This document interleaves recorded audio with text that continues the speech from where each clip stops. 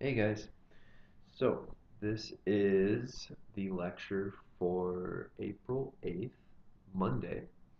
This will be the last recorded lecture that I have prepared for you guys. On Wednesday, April 10th, we will have a review day where we will do Review Jeopardy once again.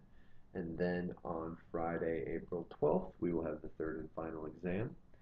And then that will be the last time that we meet as a class. I will be here on Monday, a week from today.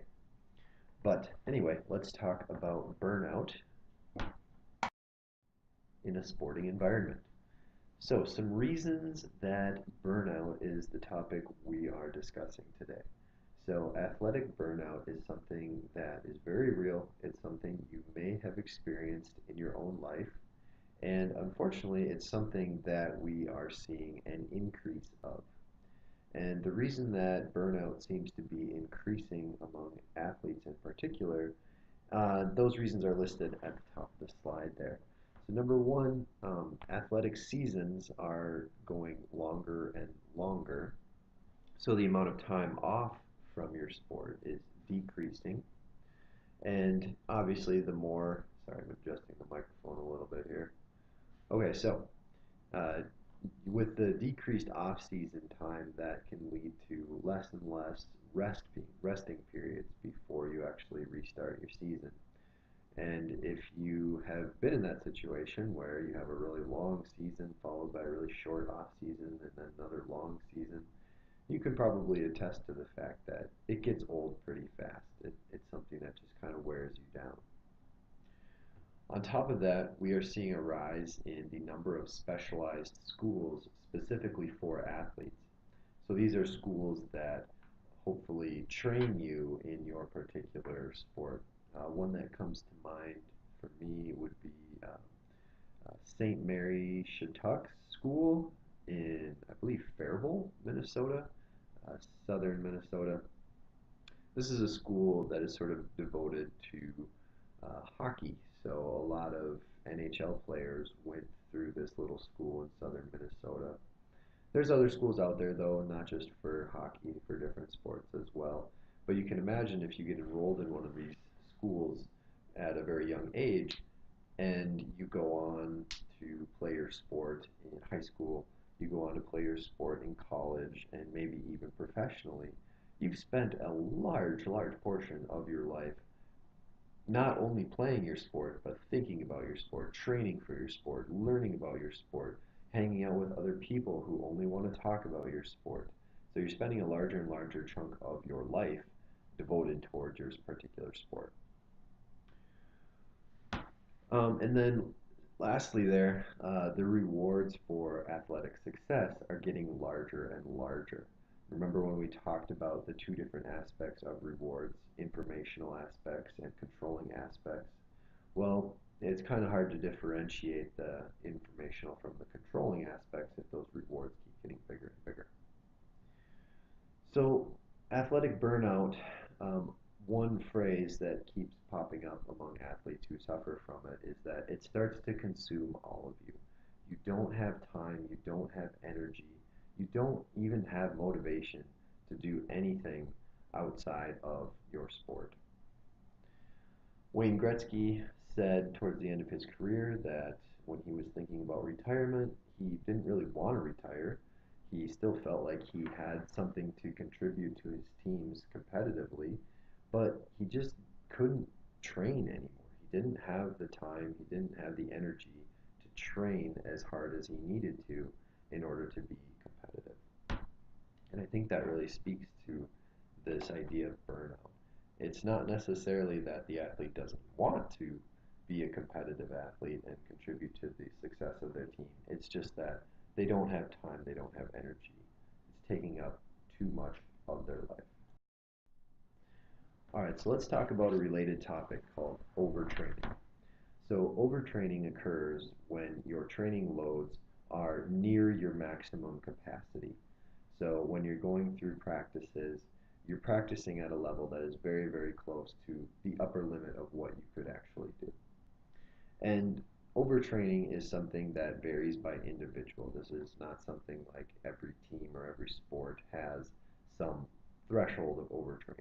Every individual has their own individual threshold of overtraining. And overtraining isn't necessarily bad. It's also not necessarily good. So positive overtraining is when you increase your maximum capacity. So training near that maximum capacity will actually increase that maximum capacity that you have. If that's the case, this can do a number of things. It can increase your cardio, it can increase your strength, it can increase your flexibility, and those will ideally lead to an improved performance overall. However, negative overtraining can occur when we see a decrease in performance. So this is what we're talking about when we're talking about burnout. If someone feels like they are consistently training almost to the point where they're going to pass out, almost to the point where they're going to puke, and they're not getting better as a result, that is where we start to apply this label of negative overtraining. All right, so why do some people engage in negative overtraining and why do some people develop burnout in their particular sport? Well, this is probably due to a couple different sources of stress. It could be physical stress on their body, it could be psychological stress on their mind, it could be social stress from teammates and coaches.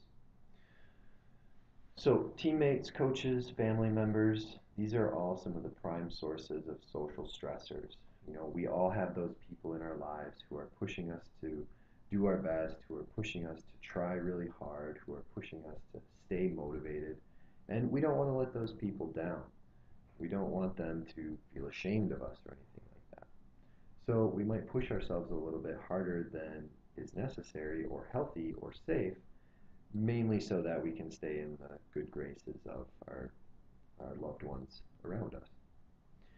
Our self-esteem can also lead us to push ourselves harder than we may do so safely. Let's go to the next here. All right, so another related concept to burnout is staleness.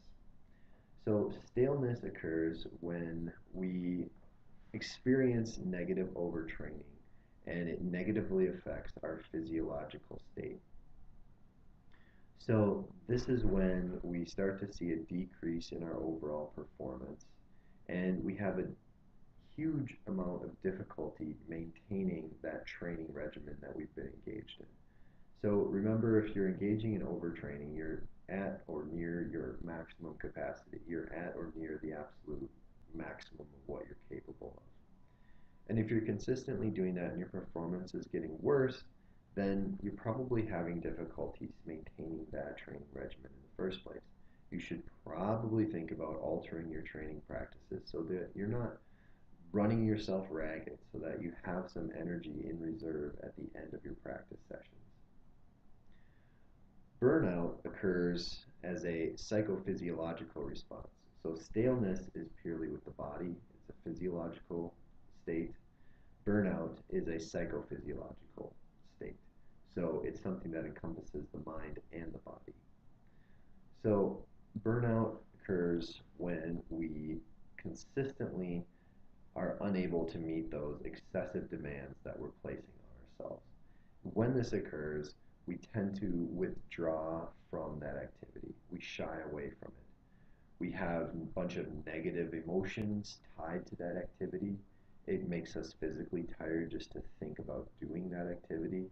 And it's a huge drag. It's a huge pain in the ass to just get out of bed and get ourselves to practice or something like that. So burnout has two main components. There's the physical side and the emotional side. On the emotional side of things, this would just be a simple loss of interest. We're no longer motivated to put effort towards our particular sport. Physical exhaustion, this would be a loss of energy. So not only do we feel mentally drained, but we feel physically drained as well. When you start practice, maybe you feel way more tired than you should be. Unfortunately, burnout doesn't just hurt performance, it doesn't just hurt motivation, but there's also some pretty significant negative side effects attached to burnout as well. So these would be things like low self-esteem, depression, lack of concern for other facets of life. So if someone is suffering from burnout, these are some big dangers that you want to look out for as well. You don't want someone to not only lose their sport participation and potentially some social support via teammates or coaches, but you don't want them to experience these types of mental symptoms as well.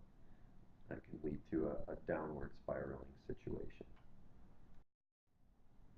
So, how prevalent is athletic burnout? Well, like I said, unfortunately, it is increasing in prevalency.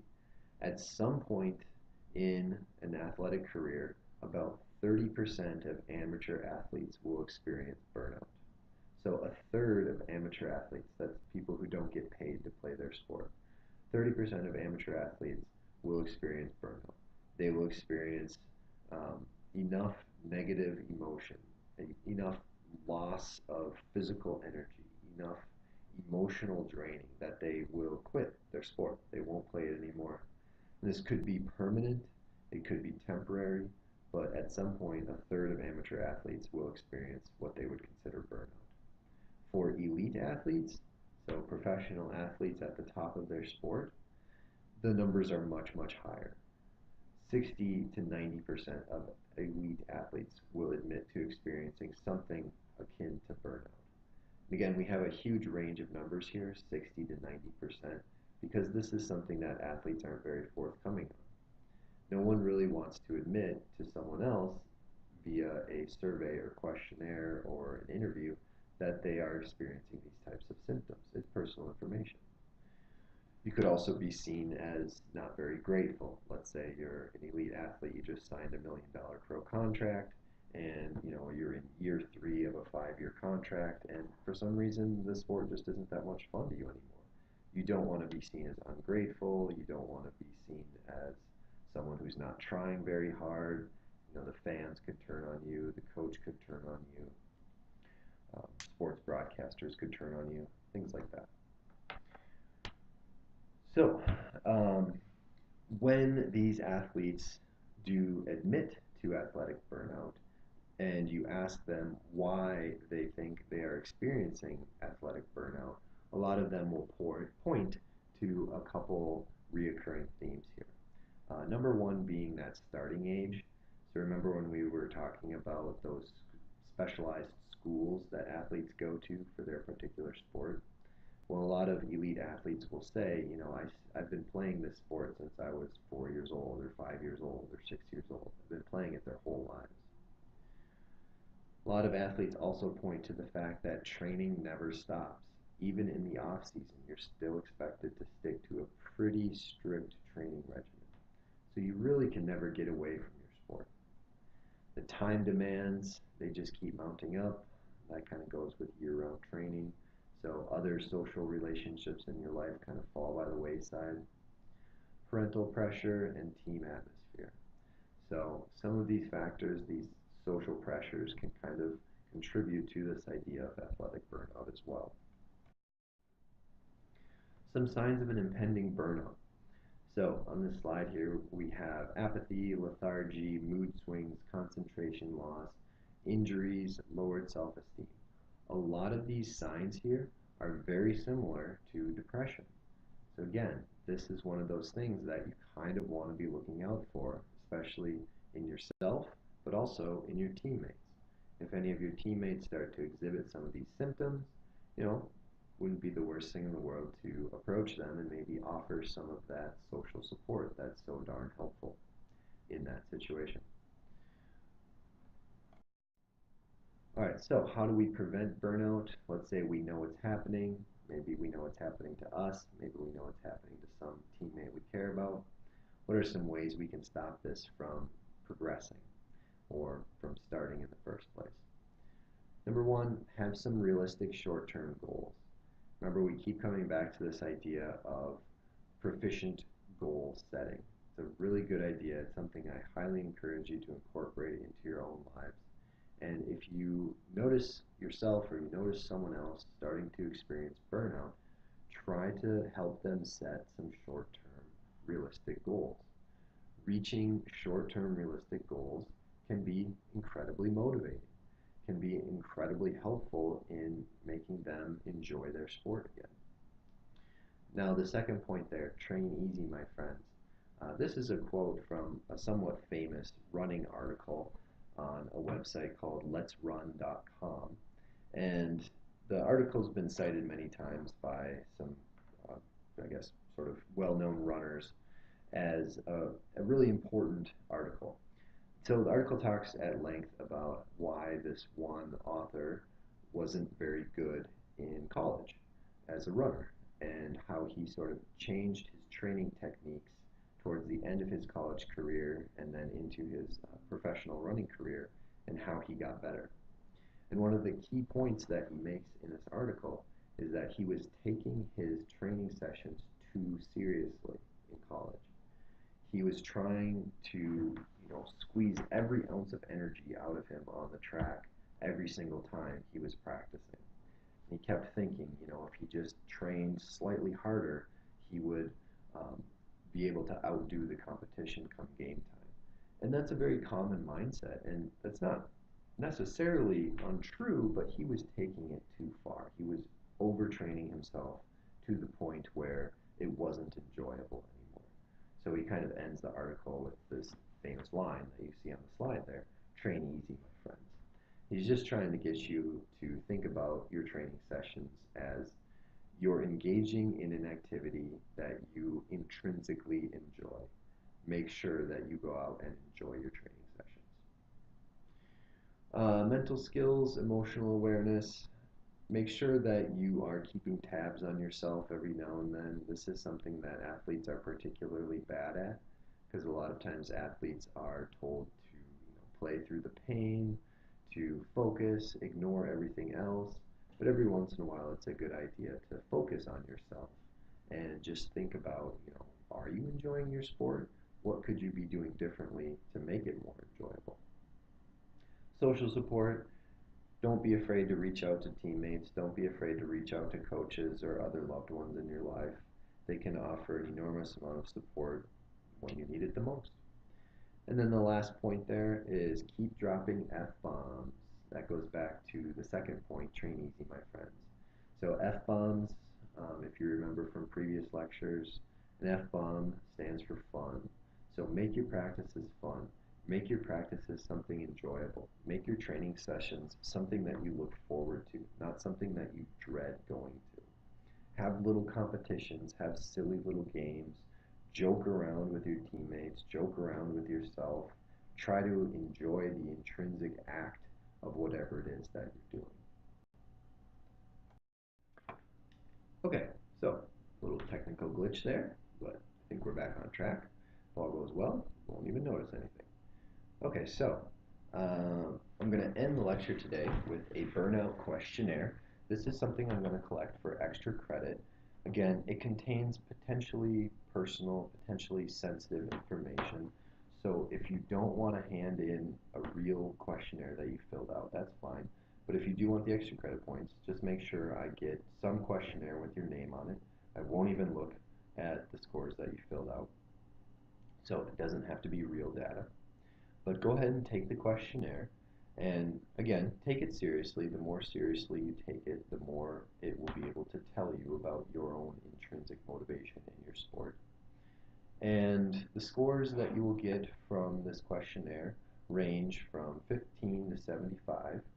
And this particular questionnaire has been shown that scores 30 or lower are typically associated with athletes dropping out of their sport.